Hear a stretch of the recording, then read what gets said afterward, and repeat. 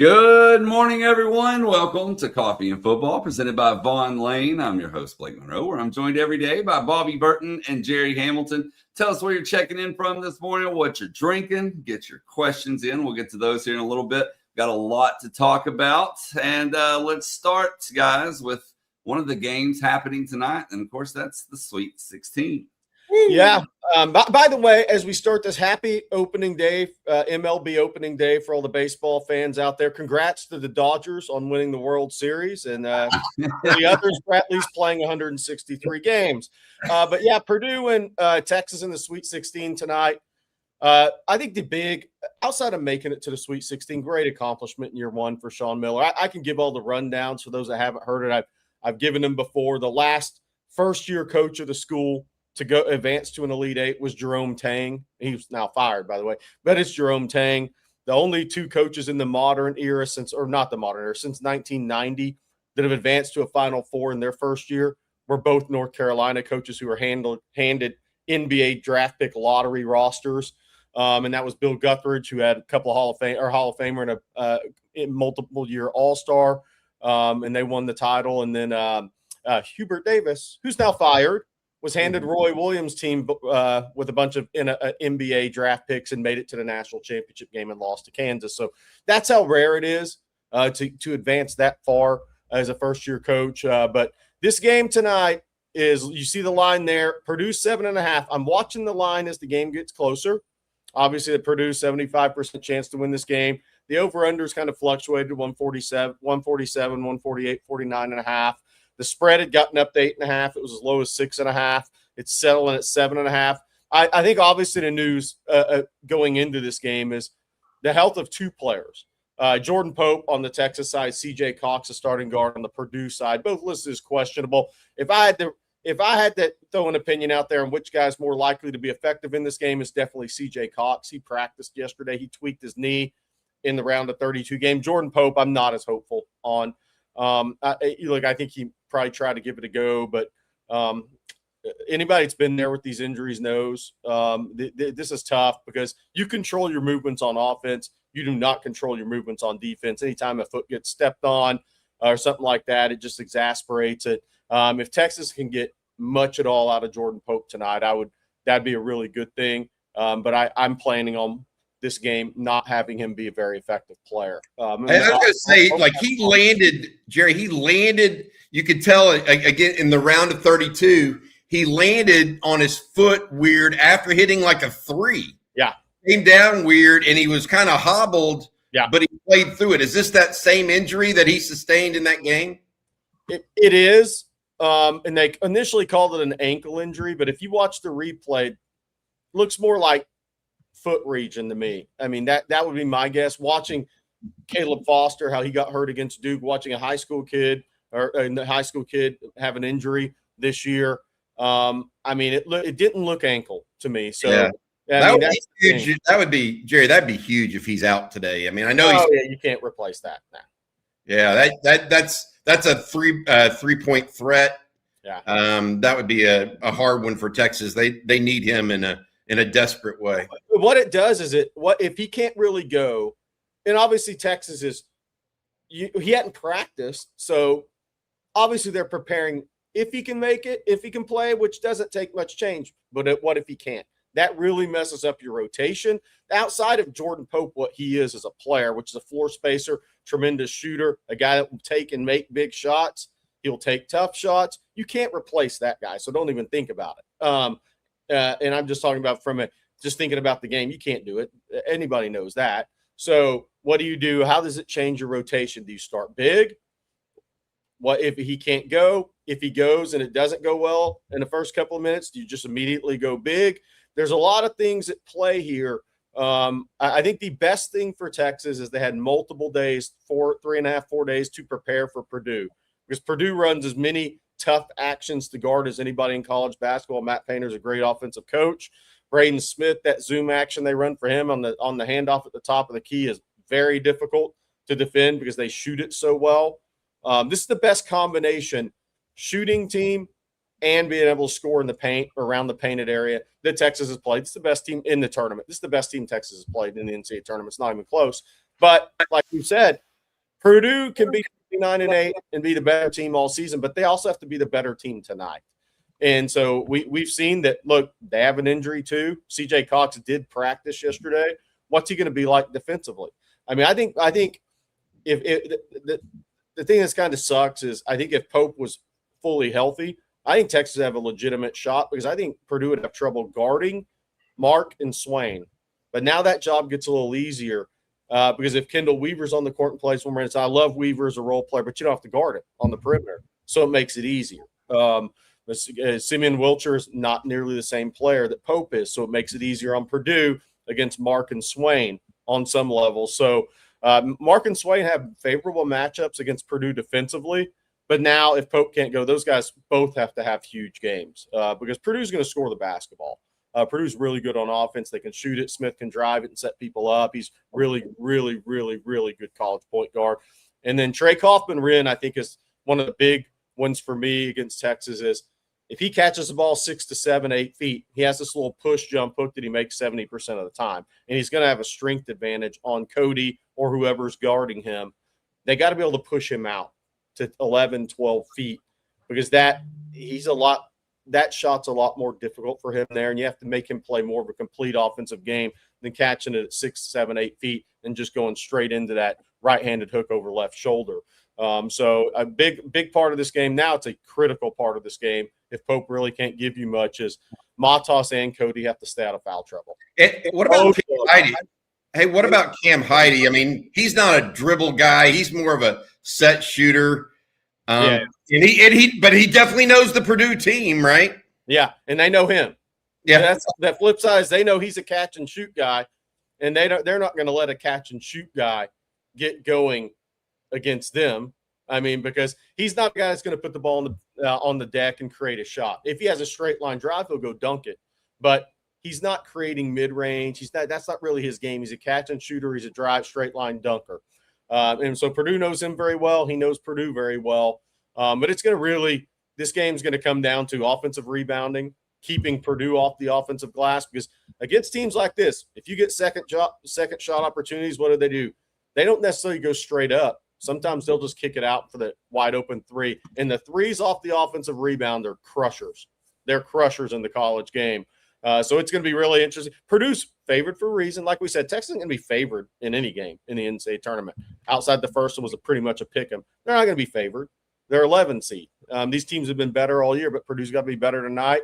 But it'll be very interesting to see how Texas guards Purdue because the zoom actions they run for Smith and they run for Fletcher Lawyer, they have a lot of things that are very difficult to guard. So Texas has communication on defense and their drop coverage has to be played perfectly tonight. But, hey, that's what it should take in a Sweet 16. You should have to play really, really, really well against a team that's 29-8 and was top 5 preseason. Good stuff, Jerry. Hey, for those of you going, and I see Tedapare is going. He lives apparently in Palo Alto, and he is headed to San Jose, he said today. For those of you guys going, don't forget, there's a meetup, we believe, at a place called 5 Points. They're welcoming all Longhorn fans. If you right now join the group over there and are wearing burnt orange, make sure you check it out. 5 Points welcomes all Longhorn fans to San Jose. They've got burnt orange drink specials, food specials. It's an easy walk to the arena, but they're hosting a party for you guys out there. Jerry, you are on the opposite end of the world. You're not in San Jose. You're actually the exact opposite of continental United States. You're down in Miami. We'll talk a little bit about recruiting. We've got some news and notes on the Texas secondary and Bo Masco coming up. But first, Jerry, do you mind telling us about our friends over at Vaughn Lane? Hey, by the way, Bobby, I'm a few hours north of a different San Jose, by the way. So San Jose, Puerto Rico? Okay. Yeah, a few hours north of there. No, what is San Jose is wait. One of them's Costa Rica and one of them's Puerto Rico, and I can't remember. Puerto Rico, yeah. Can't remember. All right, so what is Vaughn Lane? It's first class without fees. I love when airlines advise low fares and then hit you with fees for everything. Want a seat? Fee. Want to check a bag? Fee.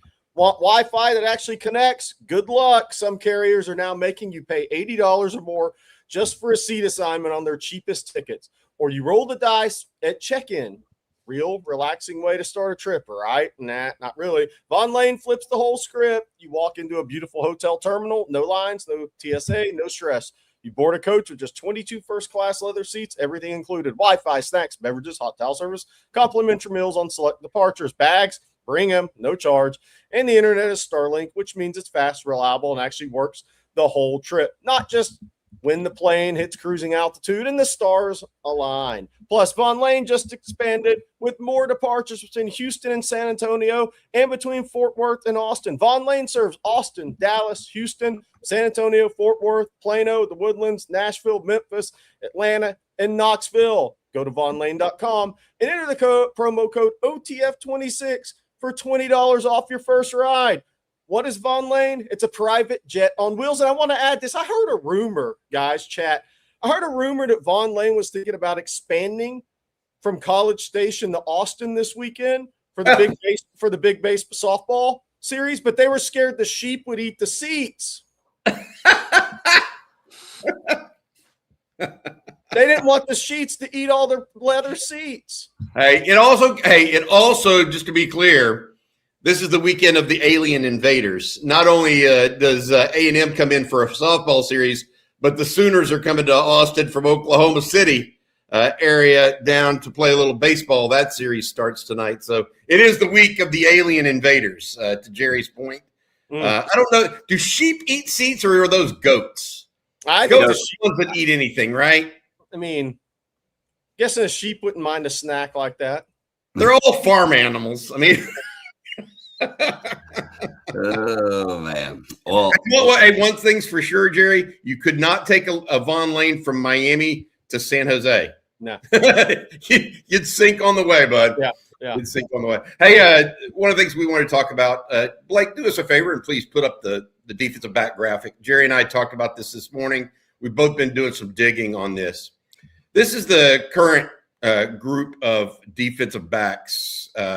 Corners, nickels, really not safeties, but corners, nickels at Texas. The first person on that list right there is the one that we want to kind of talk about and the impact he's having so far this spring just from talking to people. Now, Texas is on the football field right now getting ready to start the fifth practice of the campaign. But when we talked with Steve Sarkisian on Tuesday at press availability, one of the players he mentioned immediately having another standout play was Bo Masco. Jerry and I both have done some checking behind the scenes, and Masco is having a terrific spring practice and is getting after it quickly. I don't know how better way to say that than what I was told. He is working a lot, almost primarily at nickel right now. That means Grayson Littleton, who was the starting nickel last year, is seeing more and more action also at corner. The question now becomes, we didn't know what would happen. Texas didn't know what happened. Mark Orfe, Blake Gideon, Will Muschamp did not know what would happen, whether or not Bo Masco could handle nickel because he hadn't played it before, not for them. And it's sounding like, Jerry and Blake, that he's able to do it. Just back of the envelope, what their initial thoughts are, that sort of thing.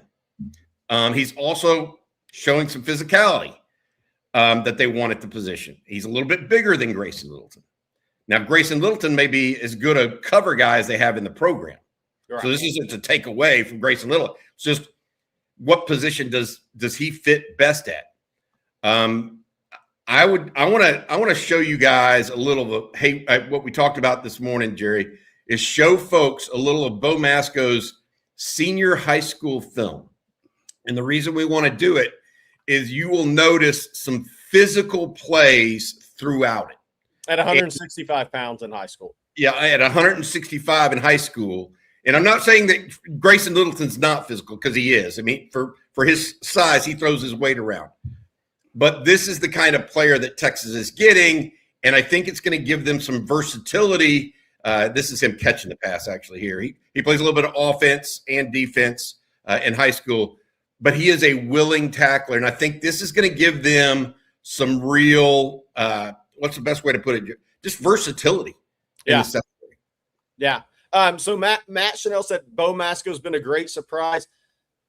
I think he's done well. I think he's just surprised because of all the star power in the portal class, though, because guys don't get talked about as much. But look, honorable mention, all Big Ten at Rutgers is pretty much like being second team all SEC in other places, right? Because like that means you're on a bad team. Rutgers is not a good team. He didn't have great talent around him, but he played at a high level, right? So you put him on a really good team with really good players around him, and you would expect as a senior player that he's going to ascend even more as a player. And I think that's what you've seen. I saw him in high school. Actually, it's crazy. I was at this stadium in Kissimmee, Osceola High. The corner opposite him, Jacoby Jackson, signed with Florida, is now at LSU. They had 2 D linemen, John Walker, who Texas looked at out of the portal this year, transferred out of UCF. But I was there because Cedric Baxter was playing against him at a spring game. So I saw Masco, and look, he was not the most physically imposing guy on that team. He wasn't the most highly recruited player on that team, but the coach sure did mention him. Look at him. Did you see him block on that? He's a physical football player. Look, and here's the thing. Osceola High was playing more of a wing T type of offense. It was a physical program with that coach. Like, you weren't going to play if you weren't physical under that coaching staff. I mean, that was still – they were still running – they ran some spread stuff, but they were still a very physical offense when he was coming up through that program. So you had to be physical to play there, and Osceola were physical practices. But this kid's a really good football player. He's a really smart football player. I think I saw a kid like that at First Academy yesterday, which we're going to talk about in the second, outside of Reed Ramsire. But Bo Masco has physicality. I think he's also – there's something the same with Cam Coleman with him, and I'm just going to say this not from an NFL draft standpoint or talent standpoint.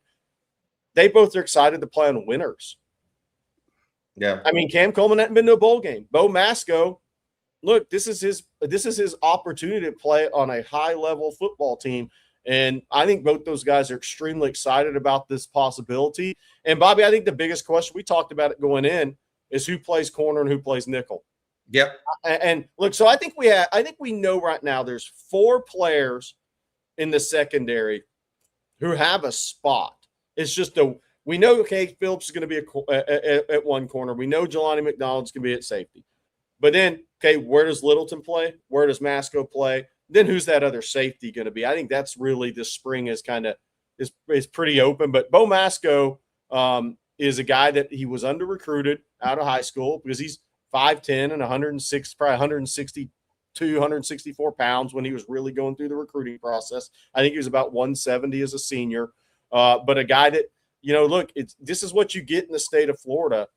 Just doing this many years is you don't have the same setup as Georgia and Texas. These kids put on a lot of strength once they leave high school, and they become different looking players physically, and that creates a different player. And a lot of times these guys get faster out of that state too, because it's not a big track state.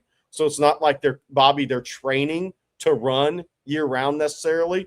But this guy's a really good football player. I just like it because of the versatility it gives Texas. Yeah. And I will say this.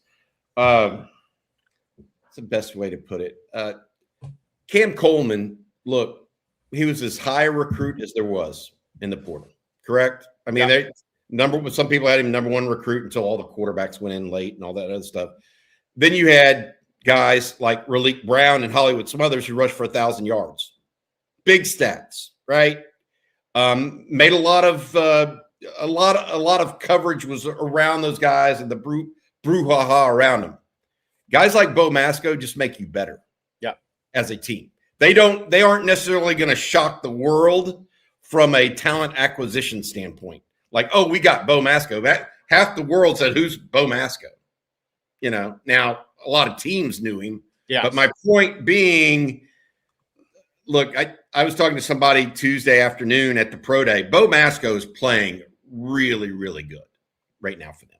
Now, Sark has said there's no guaranteed spots, and we're not saying, even though we think 4 guys may have stepped to the forefront at this point, we're not saying he's guaranteed a spot. I'm just telling you, early results or early returns, I should say, are extremely positive. And more than anything, as much as anything, they're positive. He's being heady. They think he's a very smart player at this point. And then also, Jerry, I think that his physicality gives them the versatility to do some things on defense that they didn't know if they were necessarily going to be able to do. So we'll see what that means for Texas. But Grayson Littleton and him, I think Texas may have two nickels, and the ability to cover in space when you have two nickels that can cover, that could be really big for Texas. Yeah, and I also want to say something else. When you watch kids, like I always talk about in Florida, which they can be deceptive in high school on tape. Look at how bad these fields are he's playing on. It's like these kids play. There's not a ton unless you're St. Thomas Aquinas and some of your privates. There, Lakeland does, but there's not a ton. You don't play on these super fast surfaces, these perfect surfaces like you do in Georgia and Texas every Friday. So whenever you guys watch tape on Huddle, I talk about this all the time.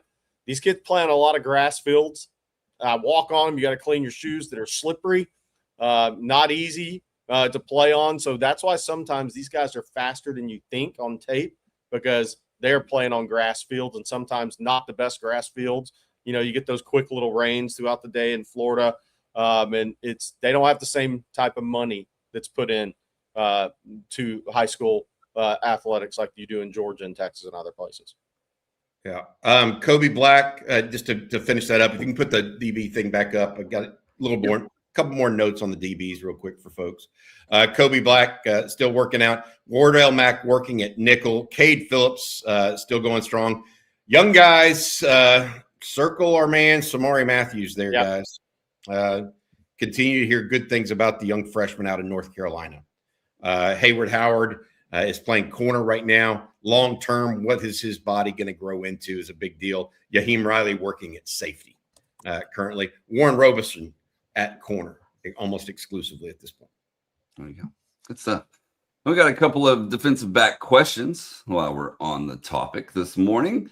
Let's see here. Nathaniel wants to know, who do you think are the two starting corners? And he also said who starts opposite side of Masco at corner, and who do y'all see at nickel? I think that's what we're getting at. Cade Phillips is going to start at one corner. And the question is, what's Masco going to play? What's Littleton going to play? And I don't think there's definitive answers on that right now. I think Muschamp's very early in the stages this spring, Bobby. They just know some guys that are looking really good at different spots. But this is week, and back on the practice field today and then Saturday. This is the week, and then next week where things start to separate you, because the first two practices, no pads, right? They've had one padded workout that Friday before spring practice. Now things get real starting this week. But the question is, where are those guys going to play is the question. And who's going to – because nickel is – I'm going to say nickel's the most important position in the secondary. You know why? You know that? Will Muschamp's coaching it. So who he chooses as his nickel is going to trigger the other corner spot. So until that can be telling, right? That can be telling. That can be telling. Yeah. Look, who's going to be the starting corners? You just can't rule out Kobe Black right now. I mean, I think that I think Kobe Black is a zone corner. Yeah, agree. Like Grayson Littleton is not necessarily a zone corner. He could be, but he's more of a man-to-man guy that can eat up space. If you were making me write him down right now, I would say Bo Masco at nickel, Littleton and Phillips at corner. That's what I would say. But I think that they're going to have a heavy rotation early and often this year. Yeah. Not just at corner, by the way, but at safety too. Look, Xavier Filsaime is still out right now, and we'll be back. Derek Williams is now back, and Blake Gideon, he worked with him. Williams also looking a little smoother on the field this year than last year. Remember, he was coming back from that ACL tear. Zealous Hicks due back as well soon. Jelani McDonald and Xavier Filsaime right now are the ones that you think are going to start, Jerry, at safety. But I think Derek Williams and Jordan Johnson-Rubel might have something to say about that. Yeah. Jordan Johnson-Rubel, by the way, quietly, well, I don't even know if it's quietly, is one of the guys that's kind of the heartbeat of the team a little bit, by the way, behind the scenes. He was a leader at IMG of their team. He was the leader of the IMG team. He does all the things right. Yeah. Now, he may not be the most – I mean, he's not Jelani McDonald. He ain't, 6'2" and long-levered and all that stuff. But good stuff. Yeah. I think they're in good hands. I'll say this. I like the coaching mix in the secondary right now. Yeah. You mentioned Muschamp, Blake Gideon back. I think those guys liked Blake at safeties coach that before he left and then came back. Mark Orfe's proven to be pretty good corners coach as well. I think it's a good mix in the secondary that maybe might help some of those breakdowns they had last year not reoccur. Yeah. And one thing Ryan Rod, who do you think will primarily be guarding Jeremiah Smith in week 2? Too early to know. Too early to know, but I tell you, it's not like Grayson Littleton did a poor job when he was lined up in the slot. Did he beat Kobe Black over the top? Is that the one touchdown? Did he have a touchdown? That was Tate. That was Tate. Tate beat Kobe Black. Yeah, he beat Gilbo. Gilbo, that's what it was. Yeah. I would say, it depends on if somebody's going to travel with Smith. Depends on how you want to match up that, because I don't think Ohio State's just going to line up Jeremiah Smith on the outside and just say, all right, guard him. Yep. So it's going to depend on your game plan and if you're going to have somebody travel with Smith around the field. Yeah, let's see. It's too early to know, though. I don't think Muschamp's looking that far ahead. Molly wants to know, did I hear Hayward Howard is 6'4"? He's going to end up 6'4". I don't know if he's there yet. He came out of high school as a young senior, 17 years old. I think he's going to be a 6'4", 205, 210-pound guy. Just seeing him in person, as long as I've been doing this, I think he's going to be 6'4", 205, 210 one day. I think he's going to be a big kid.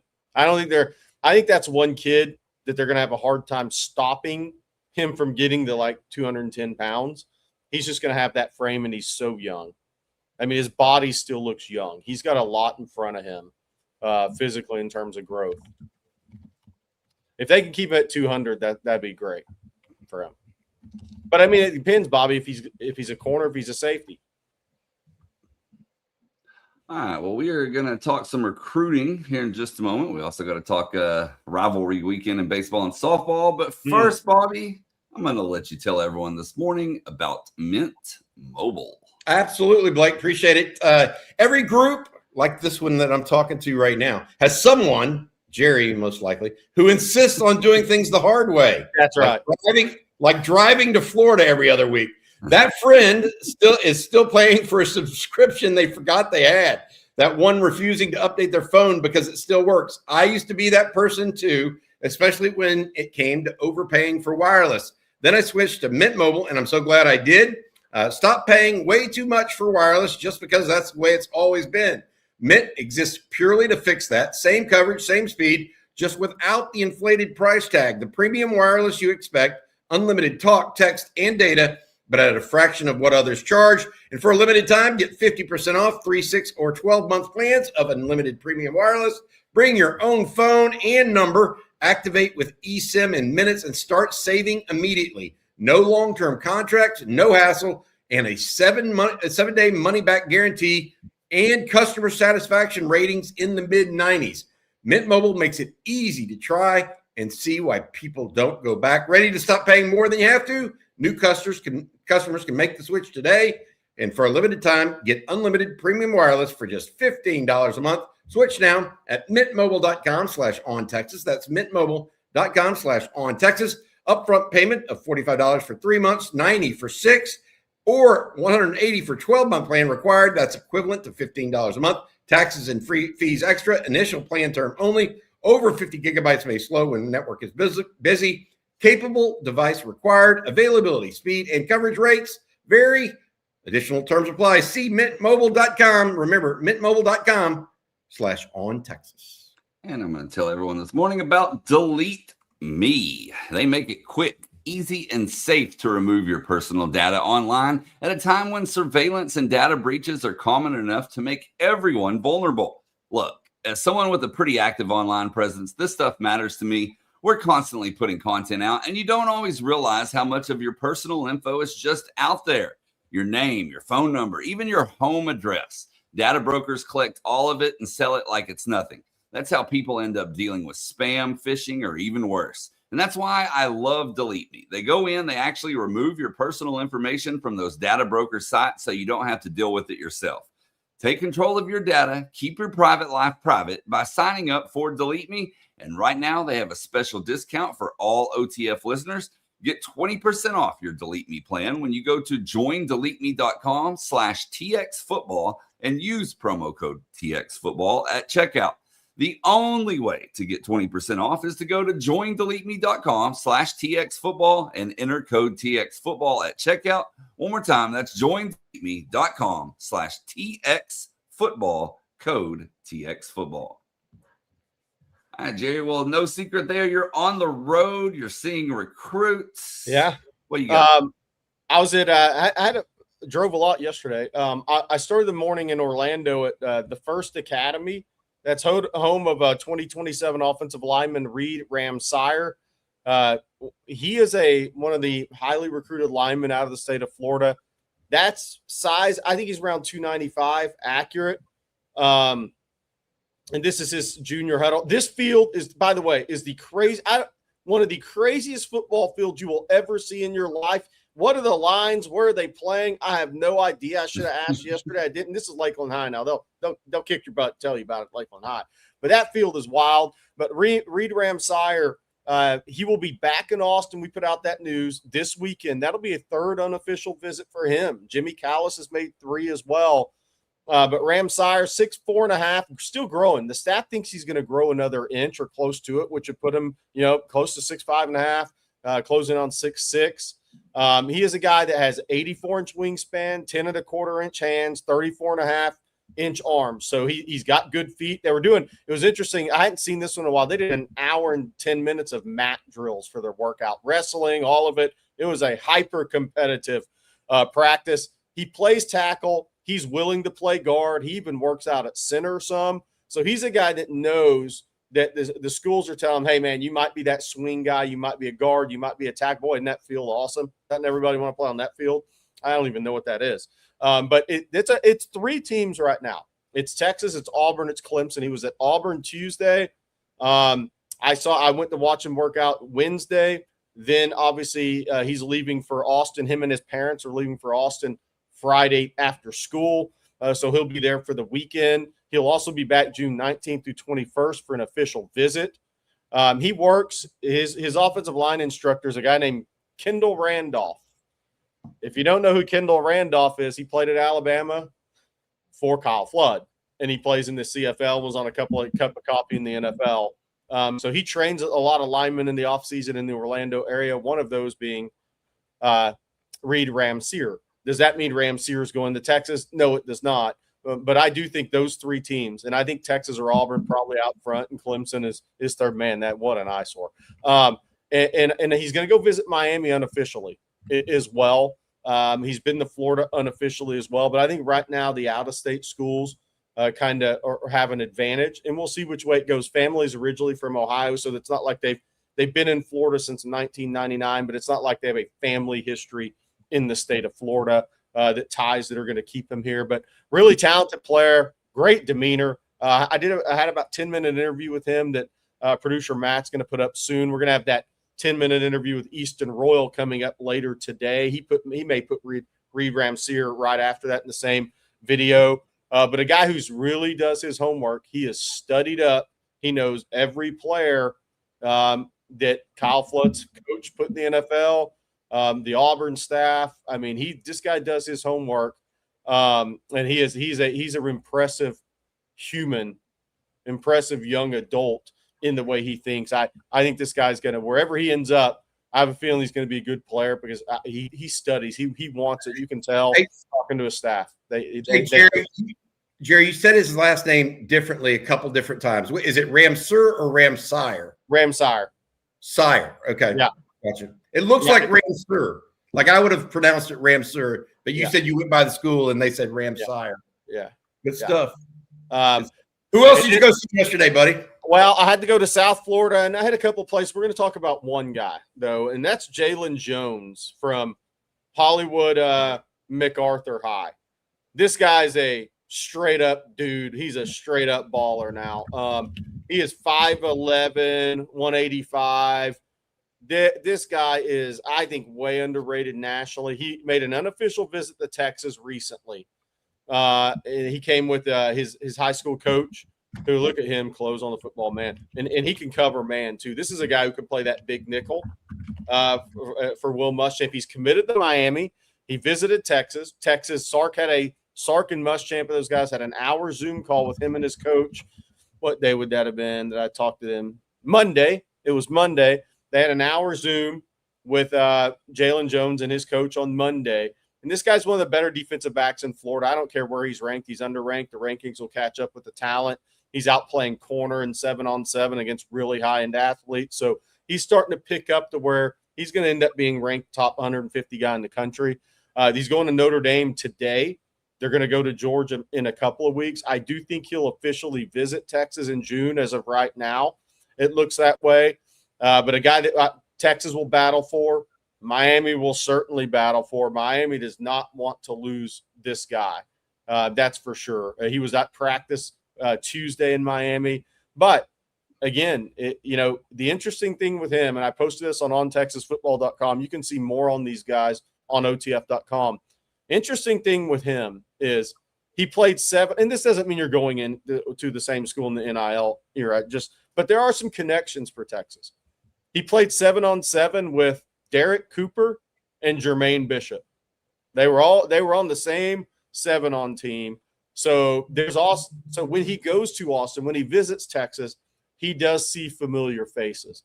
And if he has to ask a question about Texas, he can get the answer from guys. So I think this guy, Bobby, is a really, really, really good football player. I think he's underrated, as I've said. He had a great visit to Texas. I'll have more on that Friday. But he had great things to say about Texas. Will Muschamp has a history with the head coach at MacArthur, even though he wasn't the head coach at MacArthur then. This is his first year at MacArthur. So Will Muschamp has known this coach a long time. I think so Texas can stay in there and battle Miami for Jalen Jones, and he's one of the better defensive backs. I think safety nickel prospects in the country. Did you see how quick he broke on that ball? Oh, yeah. He saw it before it happened. Good player. Hey, Jerry, you mentioned Notre Dame, one of the teams out on. We should mention Notre Dame picked up a commitment from a guy we've talked to you all about yesterday, Lathan Wisenton, the running back out of Waco Midway, committed to Notre Dame. That was one of the guys we were talking yesterday, Jerry. You weren't here, but CJ was talking about the number of elite running backs in the state of Texas. Lathan Wisenton committed to Notre Dame yesterday. So take him off your list, at least at this point. Texas, though, continuing to look at a number of different running backs in the state of Texas, actually. Look at this ugly field. I mean, where is it? What high school is this?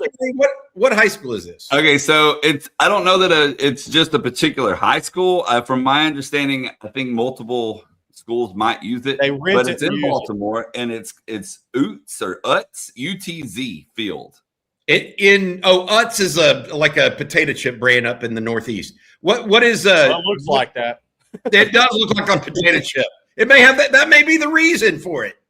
No, in all seriousness, so that's that field that we were talking about. If you can't see this because you're listening on podcast, I've never seen what is that? Is that lacrosse? It's I guess for lacrosse first and football second, obviously. Yeah, and soccer. I mean, look at the soccer goal sitting behind the. I mean, there's multifunctional, and then there's whatever that is. Yeah. They just built it last year. I'd say rebuild it. Returf it at least. My goodness. Which one's out of bounds for football? Is it the white lines? It is the white line. So that's lacrosse, soccer, football. Yeah. Like No, it's more than that. Look, no, go back to the last picture. You want me to go back? There you go. Dude, they do hammer throw on that. Look at this in the bottom right corner. Oh, yep. Oh my goodness, that is a hand or a shot put. Is that baseball? It is that is. a baseball lineman? It is. Oh, and there's your right field over here. Yeah, so they I bet they play softball or something. It is wild. Whoever designed this, like it's like almost AI driven. I need a football, basketball, baseball, softball, hammer track stadium all in one thing, and then put it all on that is the craziest, man. I can't even. What do you do if you're a referee and you can't keep up with the lines? I don't know. Think about being an ump or something. That's a lot. It really is. Like, where you said that's the home plate. Where's the right field line? I guess. Let's go. Let's zoom in a little bit. I mean, dude, that can't be third base. I mean, that is bizarre to me. I don't know. That's odd. I got to take two times. I will say this. Less land available up in the Northeast, more landlocked. You get this multi-purpose stuff a lot. Not that everybody doesn't use soccer and football fields at the same time, and even lacrosse. But this seems like it went, a bridge too far, right? Hey, zoom out on that again, Blake. Here's the crazy thing about that stadium. There's no stands. There are none. Yeah, you get very little right here to the right. Nobody wants to go look at this crap, but y'all can play a lot of games there. Yeah, that's all you can get. It's right there. Yeah. Look at the press box. Even the press box isn't even centered, man. This is the opposite of Texas and Georgia. Yeah. Wow. Well, the press box is over there because the baseball field, so it makes sense. I give up. That's a lot. And then to make it yellow. I mean, where did that come from? I don't know. I'm surprised there's not a picture of Caitlin Clark on there somewhere. Oh, that does look a little like a Hawkeye, right? Has a little Hawkeye-ish to it. Yeah. I did not expect to be talking about that today. No, I did not. But you know what they could do too, just to let's amp it up a little bit. Let's put a sheet of water over it and let it freeze in the winter and make it a hockey rink too. There's that. Hey, CDC, you're up. Let's get one of those. Yeah, come on. What's going on here, dude? You should be doing that. We got a couple of. Use one of the intramural fields.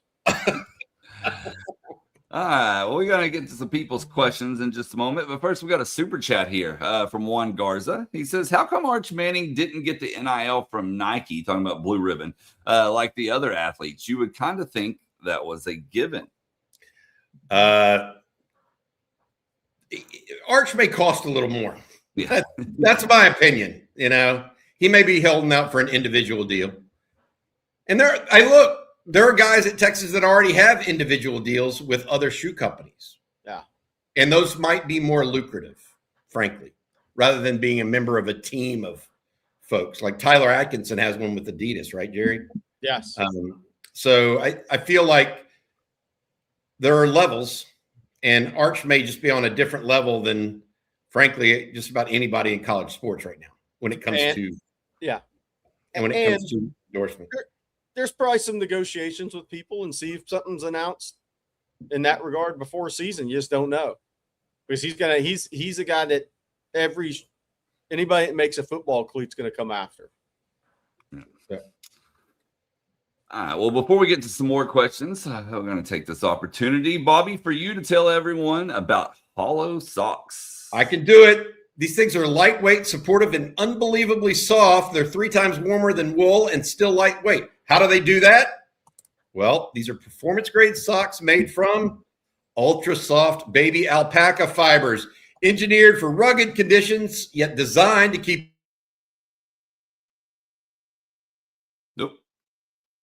socks for the outdoors. They've engineered them for every activity. Soft, breathable comfort for daily wear, travel, or downtime. Also, compression socks for gradual compression comfort to keep your legs comfortable during travel, recovery, or every day on your feet. perfect for long shifts if you're a tradesman. 14-hour days in boots, no problem. They give your legs the support they need after the grind while keeping them dry and warm. For a limited time, Hollow Socks is having a buy two, get two free sale. Head to hollowsocks.com today to check it out. That's hollowsocks.com for up to 50% off your order. After your purchase, they'll ask you where you heard about them. You can support the show by telling them that OTF sent you. Again, that is hollowsocks.com, up to 50% off. Buy two, get two free sale. They are my daily sock these days. Like them a lot. And I'm going to tell you all about Square. In fact, I just paid someone using Square. Support for today's episode of Coffee and Football comes from Square, which honestly, if you've ever paid at a food truck or a coffee shop or local store and the checkout took like 2 seconds, there's a good chance that you've already used it. I see it all the time. You walk up, you grab your coffee or whatever, tap your card or phone, boom, done. No weird register problems, no digging around for change, no waiting forever while someone figures out the system. That's because Square basically puts everything a business needs in one place. Payments, point of sale, inventory tracking, customer tools, even setting up an online store if you want to sell stuff on the internet. It's simple, it looks clean, and businesses can actually focus on customers instead of fighting with tech. And the cool part is Square works whether you're just starting out or if you're well established and running multiple locations. And right now, OTF listeners can get up to $200 off Square hardware when you sign up at square.com/go/ontexas. That's Square, SQUARE.com/GO/ontexas. Run your business smarter with Square and get started today. Hey, Blake, let's take a big baseball series starts tonight. For the chat, anybody going to the game? Oklahoma has an outfielder named Chris Walk. He happens to strike out a lot, so you'll have fun with that in left field. I just saw that on the roster, and I said, I got to look up his strikeout rate. And, of course, it was high because his last name's Walk. But they may be as aggressive of a team on the base paths as Texas plays this year. I mean, they are hyper aggressive on the base paths under Skip Johnson. What are your thoughts on that series? OU, it's a top 10. It's another top 10 or back to back. I'm anxious to see. I think like a lot of people, how pitching will dictate the game. Obviously, you had that stinker midweek last Friday. You kind of had that collapse as well. So will that pattern continue? That's going to be a great question. And once again, we've talked about this the last 2 weeks. How do you respond to adversity? So far, so good when you respond to it. I mean, you lose, you come back and you win, you do your thing, you win the series. So no harm, no foul there, really. But can you keep that up? So I think that's going to be the big question. Oklahoma is a very talented team. Skip Johnson, former Texas coach. So you got that whole storyline there. Plus, the rivalry. And then in softball as well. They got a big rivalry. Number 15, A&M coming to town. They played last night against Texas State, and that was a hard – I don't know if anybody saw that one or not, but a hard game for Texas. I mean, they were struggling a little bit. They bring in Kavon, I think, in the 4th or 5th inning. She had to finish out the game. That definitely wasn't planned. And then they hit a 2-run homer, I believe, in the 6th, if I remember correctly, to go ahead, and they win 3-2. But, two very, very big matchups for both softball and baseball this weekend. And we'll see what happens. Maroon and Crimson and Cream just don't belong in Austin. I was going to say for our let's do one thing this weekend for the parking police in Austin. Don't put boots on any OU or A&M fans' cars. Let them get out of town as quick as possible. Don't keep them here any longer than you have to. Don't put the boot on them. Right? Just give them a $35 ticket and send them on their way. No, I mean, the thing with baseball, you mentioned Skip Johnson, Cliff Gustafson guy. So there's a reason why they're aggressive on the base pass. That's where he grew up within that. But I think that, or at least cut his teeth as a coach. I think that the question that I have right now, and everybody wants to know about baseball, is they keep losing these not huge leads. Against Houston on Tuesday, it was a big lead. They were up 7-0. The Friday night games in conference, they've lost in the last at bat to the other team twice. That's their 2 conference losses. They lost to Houston on Tuesday. Bullpen issues. My thought process on this is obviously last year Volantis was your closer. Now he's your Sunday starter. Well, he's as good a Sunday starter as anybody in the country has right now. At what point would it be more valuable to push him back to being a closer so it can impact more games as opposed to being a starter? And I don't know if Texas is thinking about that right now or might make the switch late in the season when they get to not conference play, but get to tournament play. Is that something that they would contemplate, Blake? I think they're not there yet. I'm sure there's been some discussion about it.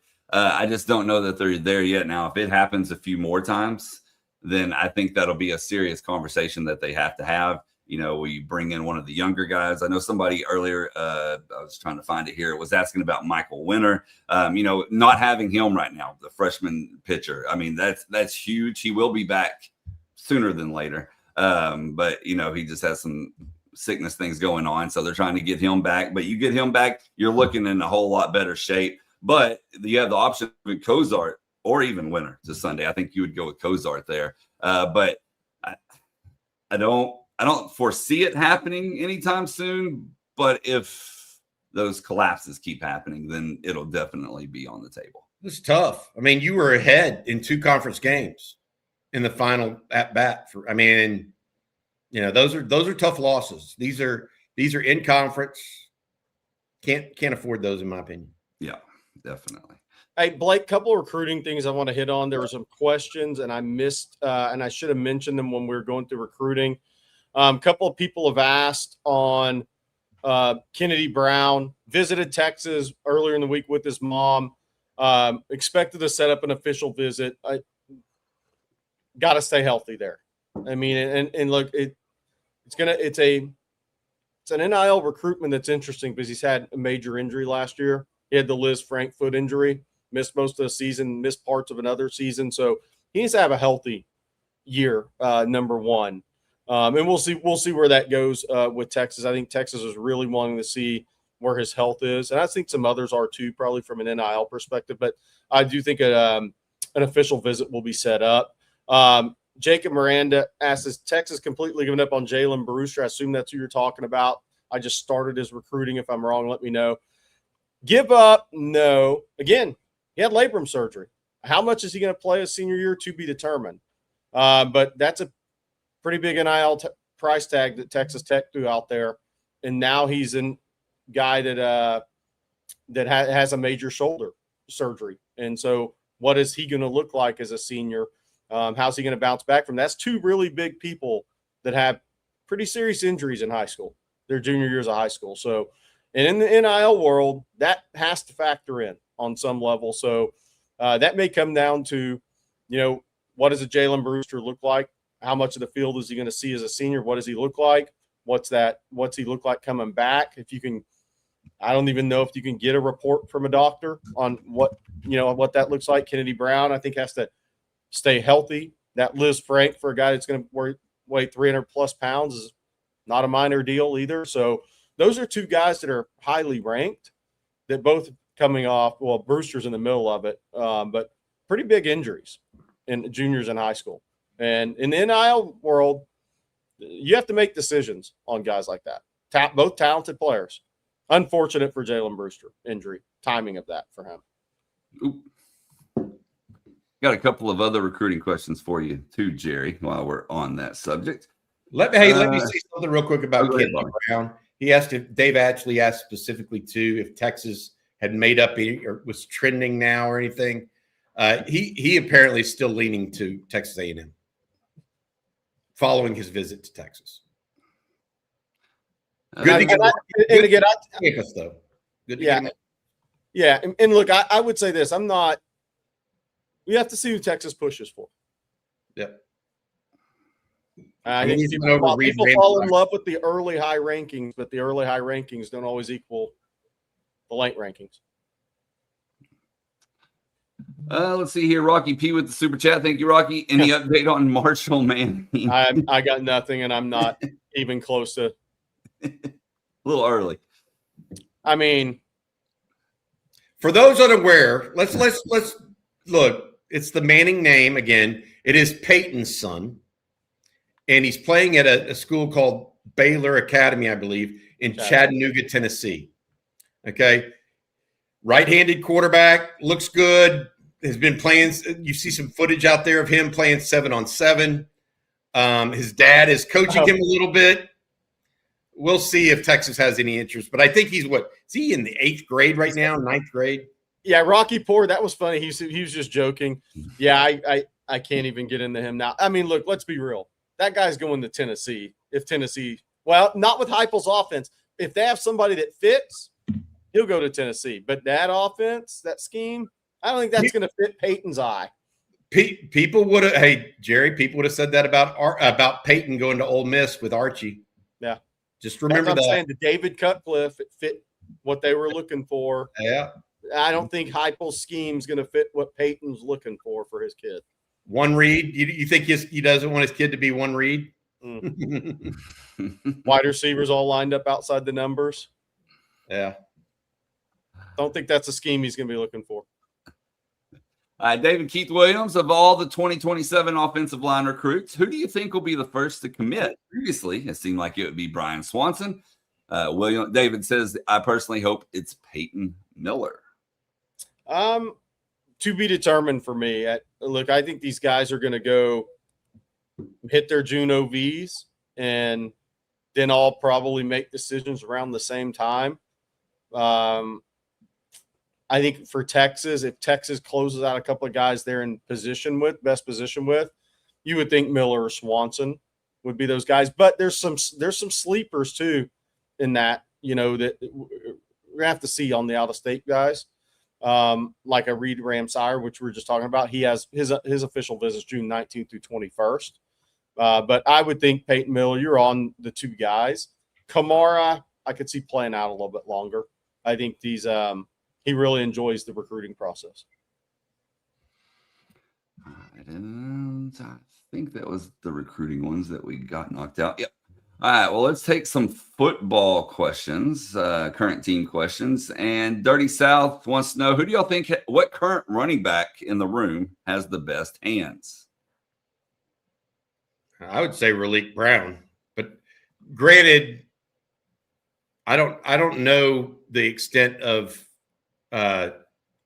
Jet Walker and Derek Cooper, but Raleek Brown was a receiving machine at Arizona State. Yeah, and he just was.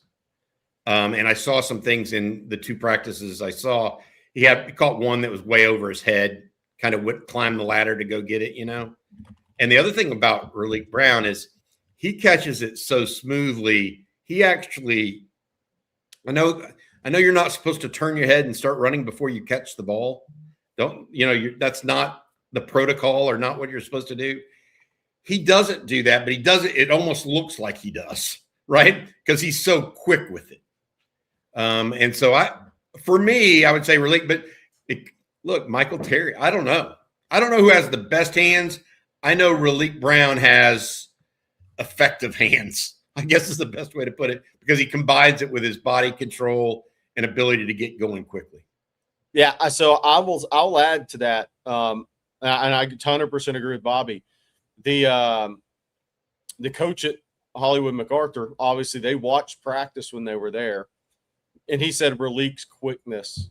He said laterally he is super quick, and he said easily the quickest guy laterally of the backs, and he loves those guys. Hell, one of them, Derek Cooper, played for him in 7-on-7 for years. He said Raleek Brown's lateral quickness, he said, really just catches your eye immediately when you go to a practice and you watch Texas at that position. He focused on Derek Cooper for a while since he was one of his kids. So you talked to the Hollywood, Florida MacArthur coach yesterday, and he told you a little bit about practice. What else do you have to say about?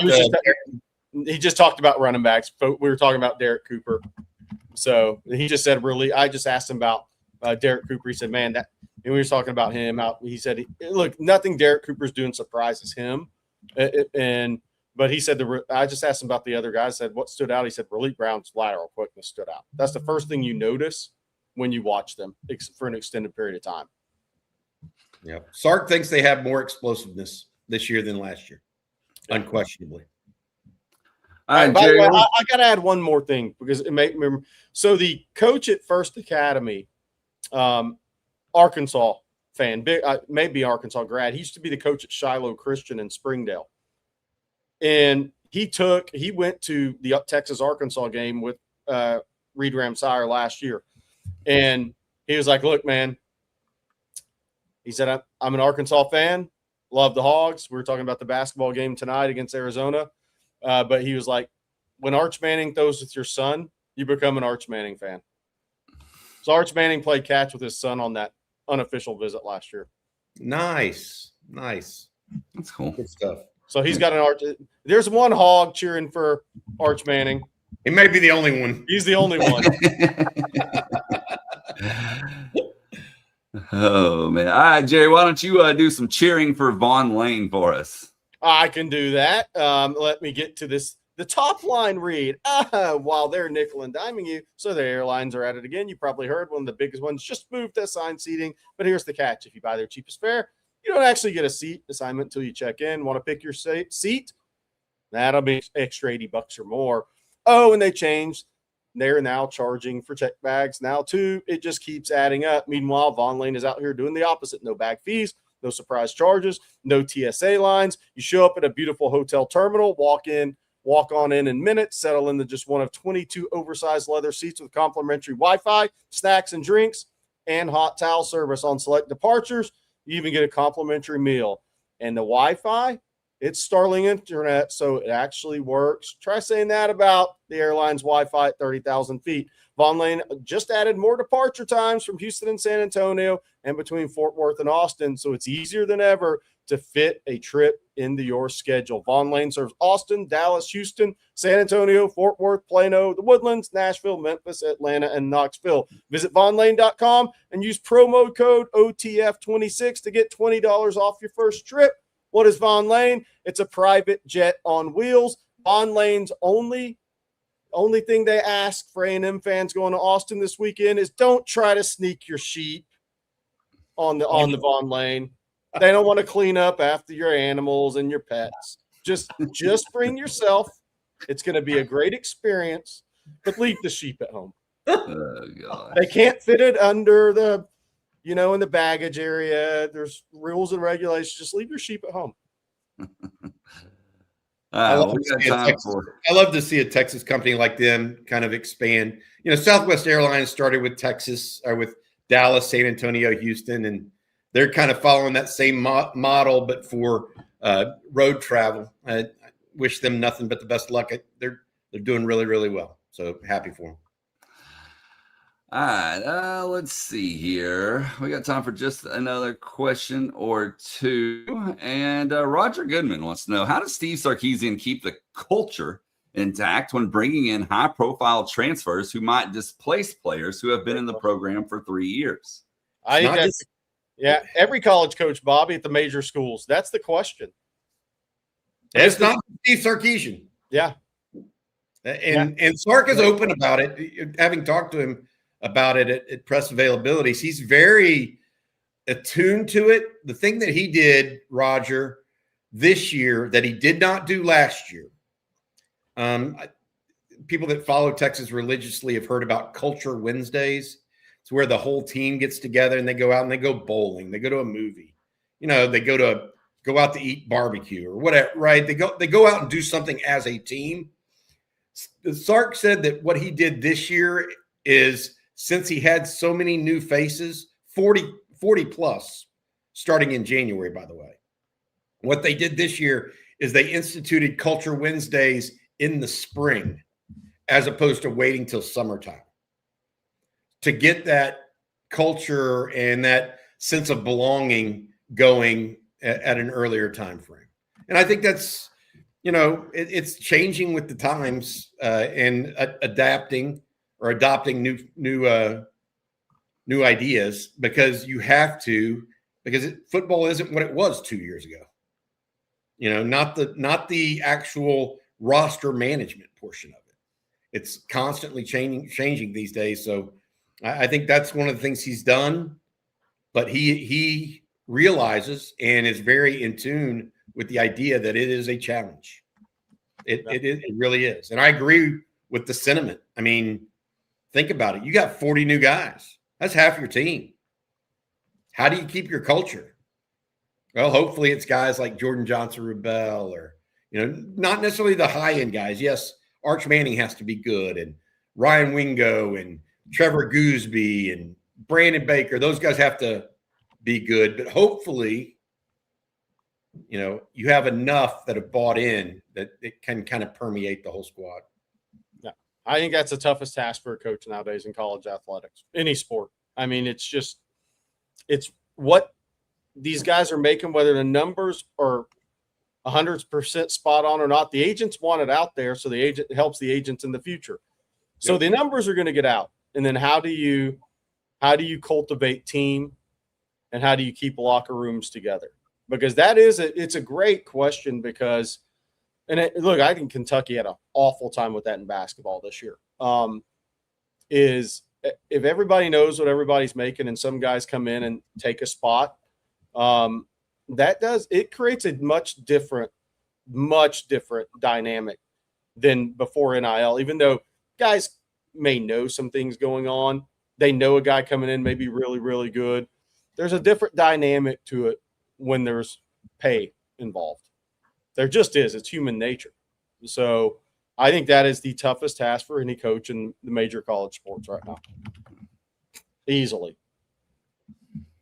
All right, guys. Well, that is going to do it for today's episode of Coffee and Football presented by Vaughn Lane. We want to thank Vaughn Lane along with Delete Me, Mint Mobile, Square, and Hollow all for sponsoring today's show. Of course, thank you all for tuning in as well. Bobby, what can they tune into later?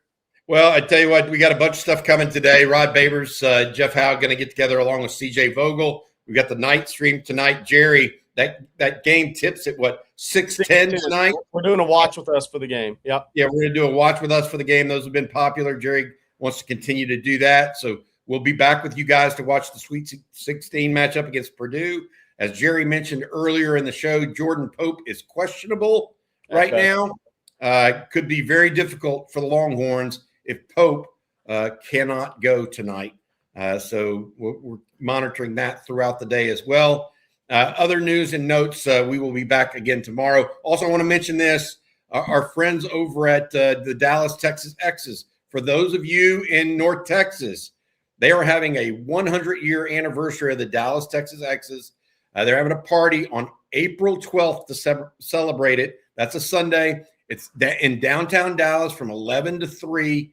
There's going to be all kinds of folks there. Jerry and I will be there, but more importantly, guys like Vince Young, Chris Del Conte, some other players as well will be all up there. Rod Baber is going to join us.